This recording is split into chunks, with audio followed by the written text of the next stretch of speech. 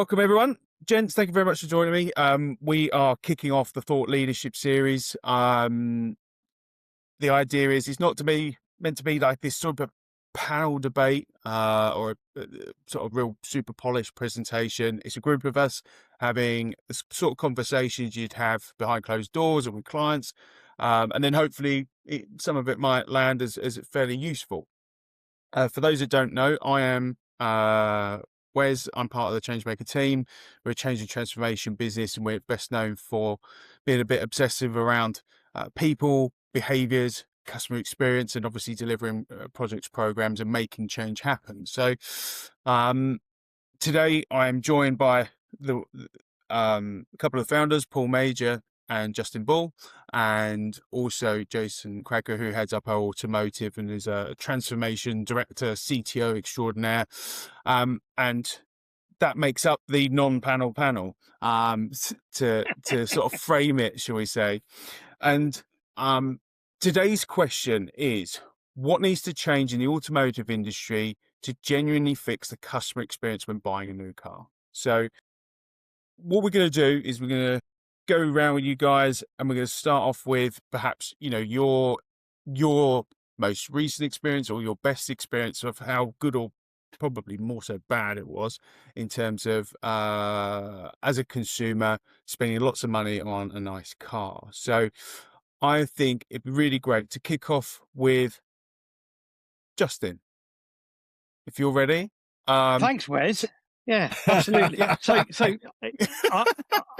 I'll launch straight into it. I've got, I guess, several experiences from me as a straightforward consumer buying for cash or buying for cash and some finance. Also, from a business point of view, entering into a lease agreement as well. So, and that throws an option in straight away. So the car buying process, as I'm concerned, is not linear. There are lots of entry and exit points. There are lots of stops along the way. It's not like you going into a supermarket and saying, I want tomato ketchup. I've got a choice of 3 different varieties and they're all sat there on the shelf. It's obviously a bit more of an expensive decision process than tomato ketchup. But you've got the choice of brands. You've got the ability now in the world we live in to do lots and lots of research before even kind of enter into the shopping process. Research from magazines, online journals, online reviews, forums, supermarkets that are doing the promotion of getting your criteria for a perfect car and then kind of selecting you available offers and guiding you to know which channel to then go and shop from. And then once you've got into that, obviously, I mentioned at the outset there, the whole bit of, where are you coming from a kind of expenditure point of view and what finance help you might need. That's another world. So you've got this kind of, there's an offline world by physically having conversations with people, either on the end of the phone or in person in a car showroom. There's the online world where you can do lots and lots of research and quite a lot of shopping. In fact, you can, in some cases, go all the way through and just click and order the car. Or there's some, on and off points all the way through that chain. I think the other bit, I would kind of, and I'm deliberately not getting specific at this point, is what happens after that point. So there's the decision-making window, the shopping window, the placing the order window, which may or may not need some finance discussion, ordering confirmation, then getting delivery. Then actually you're entering into the phase of owning and using, which in my experience is where lots of things start to fall apart. Tell me more about that bit. What goes wrong? What, from your experience when you've bought a car, what's gone wrong in the past where you feel detached from the process, or it's frustrating, or put you off from buying that certain car? Well, I think the key thing for me is you've got whichever journey you've gone through at that shopping phase and placing an order, and then taking the moment you get into a new car, I think is always exciting, right? Getting the keys, whether it's a physical handover, whether somebody coming and dropping the car at your house, whether you've got it through your company and it comes to your office address, whatever. It's always exciting getting into that new car because you've been thinking about it, waiting for it, and now you're finally taking delivery. But what happens after that point in time, given you're going to be then with that car for 1, 2, 3, 4, maybe more years, you are, as kind of outlined earlier, either personally spending money on that car every month or at the outset, or through your company and some level of tax impacts on your take home pay, paying for that car kind of indirectly. It's still a big financial contribution. So it not only has to feel great in terms of choosing shopping, great in terms of taking delivery and getting into the car for the first time, but equally great and arguably hassle free in that period of usage and ownership. And that's where complications can start to come. And I mean this in the nicest way. Um, yeah, yes, it should be all straightforward. So if you have an issue, it should be quite clear where you need to go to get that issue resolved. Sometimes there are no problems with the car. Car's perfect. I'm trying to think of an occasion where there's never, ever, ever been a problem with a car I've used or owned. There's always been something where I've needed to contact the manufacturer, contact the retailer or the dealer, or if it's through a large company, the fleet management company to help me solve a problem. There are those obvious things where the car will need servicing. You may get a puncture or repair. You may get damage on the vehicle. All of those things create touch points with an engagement you have with that car, and it's let me put it this way, it often feels that you've got to put more effort in as the driver, the user, the owner of that vehicle than you should really have to, given the sums of money we're talking about. So, and if those kind of touch points tend to be high effort and frustrating, it really tarnishes the overall experience you're having quite quickly. So that initial delight, surprise, and wow factor you've had when the car got delivered very, very quickly erodes. Even if the day-to-day driving experience is still user experience is great, those kind of touch points along the way can really erode that Can I feeling just of come in on something there, excitement. Justin? Yeah, Because I can remember when, and I think we've probably all got a little bit of grey hair now from when we started out in this industry. Yeah, I can remember a mentor saying to me, and I think it's held true every time I've given it any real thought. The best salesperson in any uh, engagement with a consumer in a vehicle is the after sales administrator. That when you walk into that dealership or you phone that dealership, the service that they provide you, they're the ones that create real advocacy.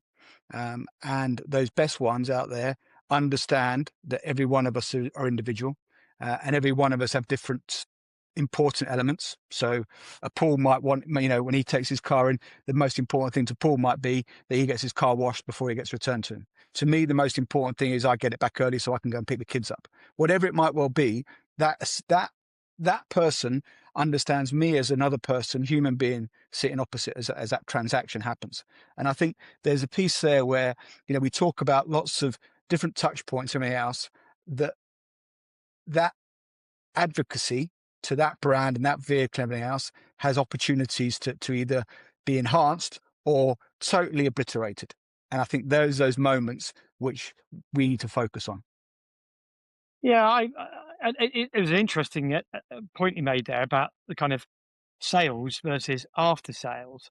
I compare that journey you go on with car usage and ownership similar to many other ongoing and repetitive relationships you have. And why should there be two parts to the journey, a sales and shopping process, and then everything after that point? So if you've spent a lot of time kind of getting advice, support, and help in the shopping, ordering, and sales journey, for then that person never to have anything to do with you again until you're thinking about buying another one, or and so Yeah, that very true. in life, you want that kind of almost, I'd say, almost like a concierge service, like you're booking a travel journey with something, or you have financial advisor for your personal finance. Those other things where you kind of paying for a complete service, having that one point of contact that can just solve everything for you would be easier and less hassle, maybe. But that may be my kind of, I'm comparing, maybe apples unfairly with pears, but But I think that's an important piece because we have a vision of what good looks like based on our experiences. Sure. We put automotive in a bucket, in a sector, in a cloud type thing, or and that's what we try and match it against. The greater advancements when we start to match it against real, true experiences that make us think differently. How about the car that you've bought, Jason? This tell us about your personal experiences and frustrations with buying a car. I think one of the things that I relate to, Wes, and I'm nowhere near a piston head, to be fair, but I realise I've spent too long in this sector, and I don't think, and I think that's probably the same with probably the rest of us on this kind of forum piece, that actually we're not normal, we're not the everyday, and I query myself, what is normal? And I query this about not a lot of things, what is the right journey, what right experience? So an example that I can relate to is I've had the opportunities to work in exec management teams and get that concierge type service that Justin refers to. And it blows everything else I've ever experienced out of the water that I would get as a normal consumer walking into a dealership. From the vehicle delivered, cleaned, a handover, a check-in at the time of your desire, at the place of your desire, absolutely perfect. Okay, now I realize that's, as part of a business environment where I'm working within an OEM at a level which allows me to afford that. On the other hand, I've had the pleasure of having salary sacrifice vehicles and through a great provider, but ineffectively they are shipping volume, and it's important to them how many vehicles can they deliver on a day. And you get a delivery of a vehicle, exactly as Justin said, you build it up.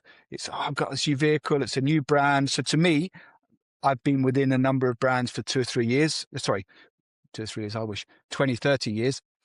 So that vehicle. As soon as you go outside of that brand, everything is a little bit like it's in Chinese. And that handover experience and that show me, tell me, let me explore in that instance was, there you go, sir, there's the keys. Make sure you don't plug in this and do something stupid. It was an absolutely stupid comment that the delivery driver made. But there was a piece there which was, I was just a number. Thank you very much. Can you sign this? I'm off. Great car, okay. Great purchasing process, but the handover ruined that activity.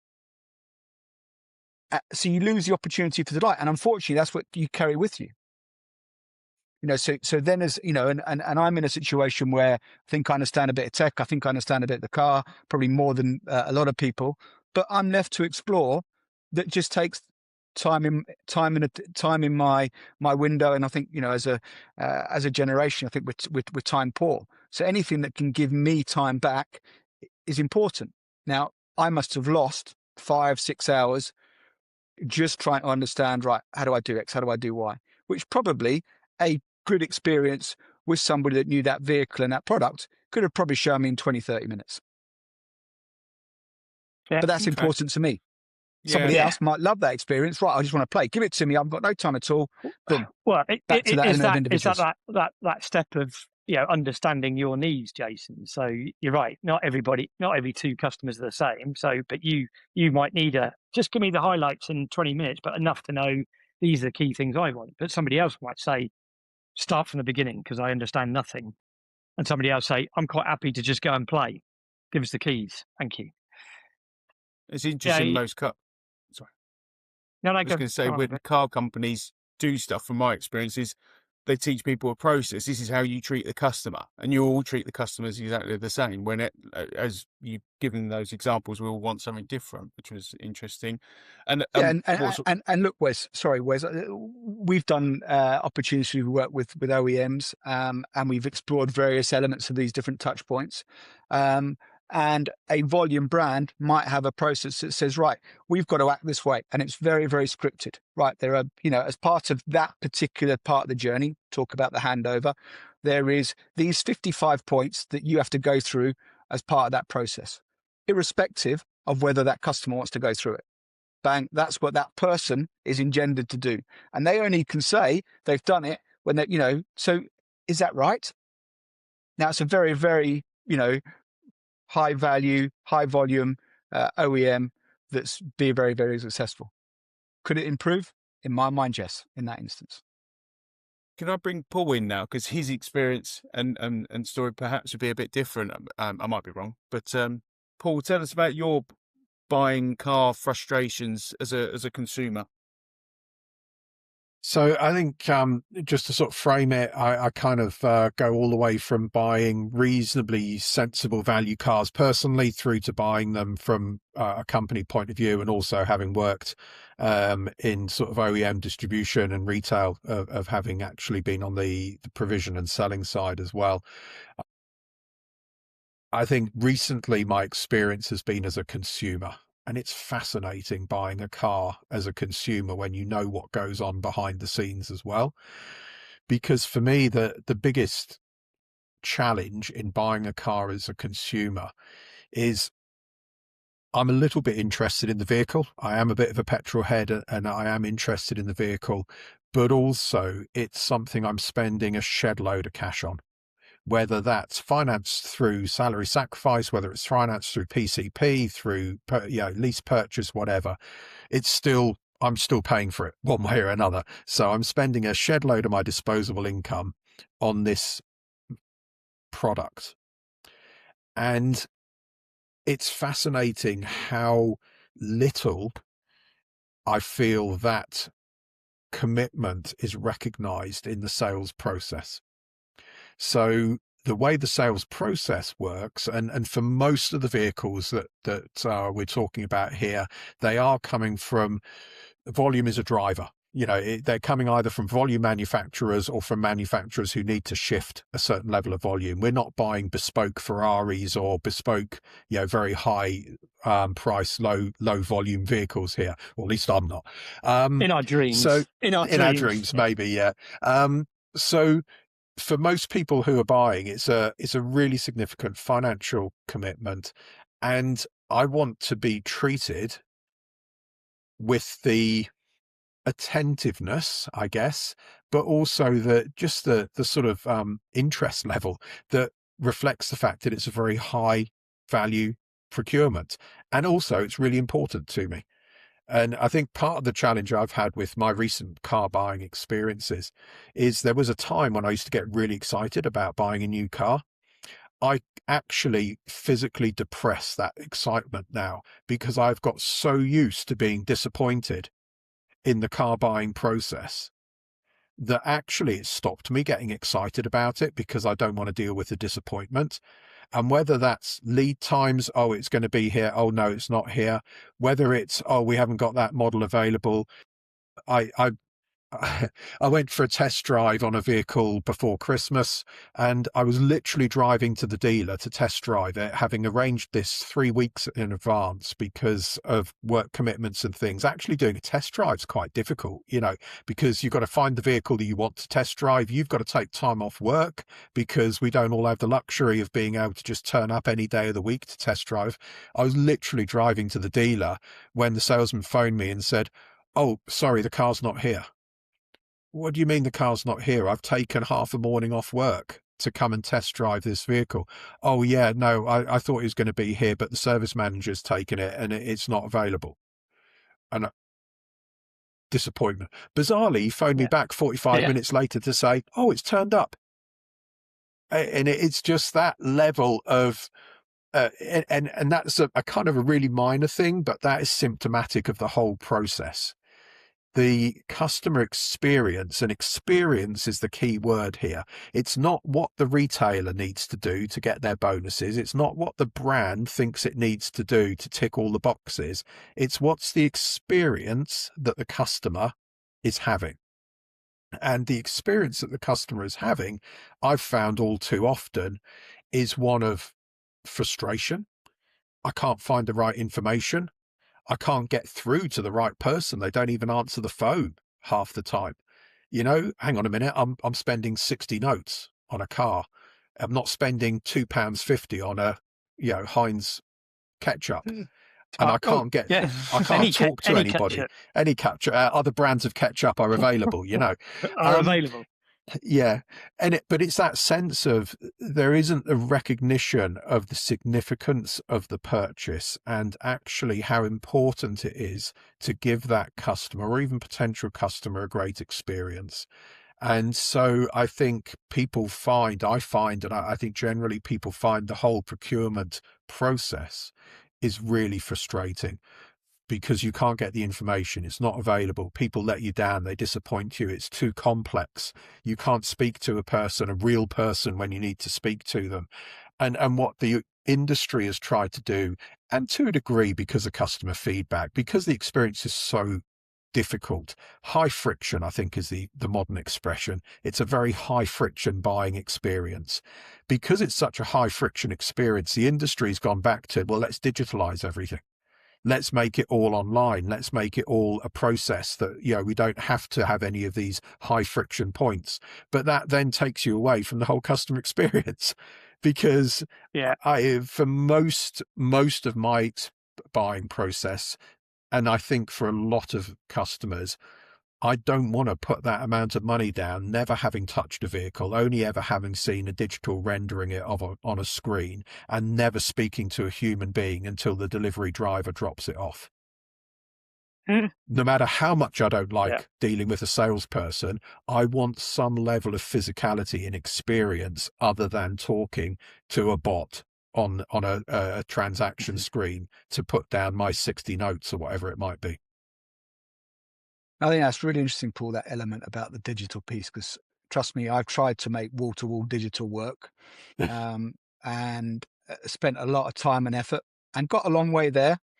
One of the challenges we had at the time was, could we get to a point where consumers don't need to do test drives? And that was an interesting type of dilemma to get to. How could you represent that? And I have to be honest with the role in that I play. You try to push technology through this, and this is a little bit of a tough learning. I have to be honest, that you can reflect on with that a little bit wiser and grayer hair. But there is a point to go and say, look, guys, technology has a place. Touching and feeling and smelling and sensing has a place. And feeling like that someone's adding value into that engagement and realizes you're a human being in that transaction means a massive amount, in my view. Means a massive amount. Well, and even at the human level, we have 5 senses.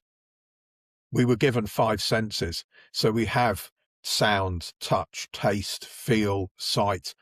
When you have a digital experience, I'm not sure I'm tasting a car. Well, yeah, but when you have a digital experience, how many of those senses are you actually using? As an experience, as human beings, we experience things in lots of different ways. On a digital experience, can you feel how comfortable the car is when you drive over the 37,000 potholes on the road on the way home to your house? Because that's probably quite an interesting experience. Yeah. Real world. Yeah, that real world. Yeah, and I guess that's the bit you're touching on there, Jason. Do you build a test drive almost into that? Well, if you don't like it once you've taken it away, you can bring it back. Well, that's a bloody high risk from a brand point of view. Oh, yeah, that's a blooming high risk. It's not quite like this light bulb or this pen or even this iPhone. You've got a 14-day money back guarantee. No, but it's an interesting piece, Duncan, because there was a large dealer group a number of years ago that did exactly that. 30-day test drive, which was effect, you are buying this vehicle and in 30 days, if you don't like it, you return it. And I'm not saying I was privy to all of the information that they gathered in that point, but I don't think there was many cars that were returned. So you talk about the risk, actually, maybe now I don't know whether that's still being continued, it's been evolved, but actually things like that are where there are opportunities out here to say, how do you make a difference? Yeah, I mean, there is something in distance buying regulations where you do have to honour a certain amount of, if you haven't actually physically experienced something, if you get delivered, it's not quite what you thought it was. Yeah, but actually making it part of the offer. But this was a specific thing, nothing to do with online sales. This was we believe in the product we are selling. As part of that, forget a test drive. You've got it for 30 days and you can return it with no quibbles after that. Yeah, and that might work. So back to this bit about we're all different as customers. That may well be appropriate for some customers. there are some customers who don't want the hassle of having to drive to as Paul just said, drive to a dealership. It isn't literally around the corner. It's 45 minutes away. Have a conversation with somebody who's not really listening to their needs. They're just saying, well, here's what I'm going to sell it to you. If you're not interested, I'm not interested either. Paraphrasing there, not all dealers and retailers are like that. But that may be, that complete frictionless, purchase it all online, never have to physically do anything. The car gets delivered and everything's great. And if I'm not satisfied, they can take it back. That might work for some people. But some people may say, no, I still want to go and touch and feel and talk to somebody first. And that's before you get into the world of, finance options. Some people are just not comfortable with all of that. But you sparked something there, you sparked something there, Justin. There is often when we look at the ecosystem, and the ecosystem's complex. And Paul, you're saying about one of those points being, like delivery. When am I going to get my vehicle? Well, when I look at the complexity of getting a vehicle shipped, prepared, transported, handed over, there are many, many different suppliers in that process. But very often there is from my experience, there is an ivory tower that is the OEM sitting somewhere in the world, and that is pointing the finger. And very often that pointing the finger never points back at itself. It's the dealer's fault. It's the transporter's fault. It's the shipping company's fault. It's not a case of actually, do we really value the consumer in this? And what do we do as an ivory tower that can make the change? Is there a digital way of pushing things back to the consumer so they choose what the process looks like for them?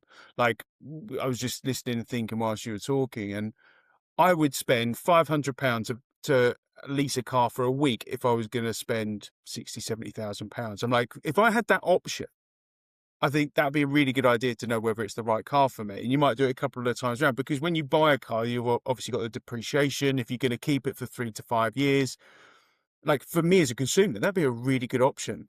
But if you had that digital choice, what do you want? You can lease a car for a week. It's not a digital issue, Wes. It's not a digital issue, Wes. Technology is not a barrier in that. This is a business process, business kind of offer that just needs to be right. Is that a piece we want to go and we can deliver it? I agree with you, by the way. I'm not saying this isn't something some consumers would want. It's like, we've often debated what the car configurator should look like. That's as an example. I don't know whether I've explained that poorly, but that's, with like a car configurator, you choose the wheels and the alloys and stuff like that. That's what I'm saying about your purchasing experience. It starts online as such, and go, what do you want the process to look like? Is it about the service? Is it about, look, I just need a car delivered as quick as possible? Mm-hmm. Because it's about the customer being heard, and it is that for them to not just choose the car, but choose the process that they enter, because then you feel more in control of it. Like sometimes and not too dissimilar to what Paul was saying, is, I just disengage with buying them. I just want a car, and I just want to go, I know what color I want. I know I like an Audi, for instance, and I just want it done. But then there's I might actually not be sure about the car. I might want to enter a different process depending on what my belief system is about that brand and car. But at no point anyone turns around and goes, how do you want this process to run, Mr. Customer or Mrs. Customer? But we go, we've whether it's the dealer or the OEM, they've made a decision as to what the journey looks like based on their experience, rather than, we are all fantastically unique. We all have different needs at different points of our life. At no point I've ever had anyone say to me, how do you want this to work? When I've worked in sales before, it was that need analysis. What are you looking for? What do you want? What meets your requirements, essentially?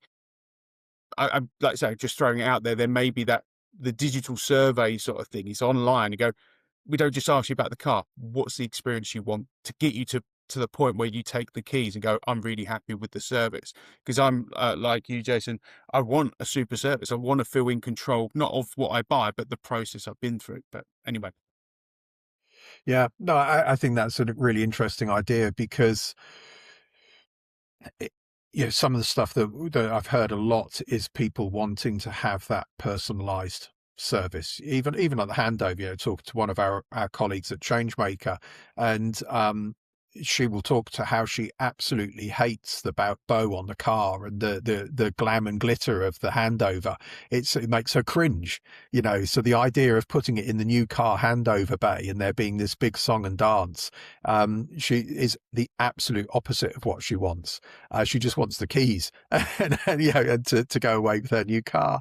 Whereas for other people, that's the thing they want. And we've kind of heard this a number of times in some of the work that we've done with OEMs, is about personalizing that service. And I think the idea is really interesting of choosing the journey, the customer journey that you want to go on. One of the things I think is a challenge, you know, we started this by saying what are kind of the challenges in that customer experience in the industry. I think one of the challenges that we face is it is a very complex process, as Jason has already commented on. There are lots of different partners involved in the process, so lots of players in the game. There's lots of regulation around it, particularly if financial services comes into it. Lots of moving parts, a hugely complex product. You talk about car configurators, you know, and how many hundreds of options there are. So it's an incredibly complex process. Yeah. And like most things in life, when we're faced with an incredibly complex process, the industry has thrown technology and rules at it to try and simplify that process, on the assumption that simplifying the process makes it more cost effective, but also I think on the assumption that it makes it easier for the customer. And I think that's the flawed assumption. It may make it less expensive to run the process. I'm not sure it actually makes it better for the customer. And I think that's the bit that the industry is missing in putting in loads of technology, loads of rules, loads of processes, 55-step handover sheets that have to be followed, that then cause the salesman to turn around to the customer and say, hey, can you do me a solid? Can you make sure you sign to say you've done this, even if we haven't, because I won't get my bonus if you don't. And that behavior is endemic in the industry and is what is driving CSI stats. We've put processes in because we think it's making life better, but for who? Because it's not making life better for the customer. It's not giving the customer a better experience. So this concept that everybody wants a seamless digital or very easy process to follow is probably true, but it's true for 5% of buyers, 10% of buyers. And there's actually a recognition needed that buyers have different requirements and different experiences they want. And the concept actually of, maybe using a digital process to say, which experience do you want? Do you want the 0 to 60 in 3-second experience? In which case, this is the car we've got in stock and you can have it in 3 days' time. And you start to see that, with some of the lease deal that websites and things, they'll flag in stock factory order. And so if you need a vehicle quickly, you can have the 3-second 0 to 60 process, and you'll be constrained on color and trim and spec and everything else, but it's there. But equally, if you want the process that gives you the opportunity to go through a more involved purchasing experience, you can have that as well. So I definitely think there's something in there the industry's missing around actually understanding that buying is a personal experience. If we're buying cans of beans, it's less personal. But even then, look at the difference between Aldi, Lidl's, Tesco's, Sainsbury's and Waitrose customer service offering. They're all selling cans of baked beans, but they're personalizing their service to a different audience potentially. And that's for a £2.50 can of beans, not a £60,000 motor car.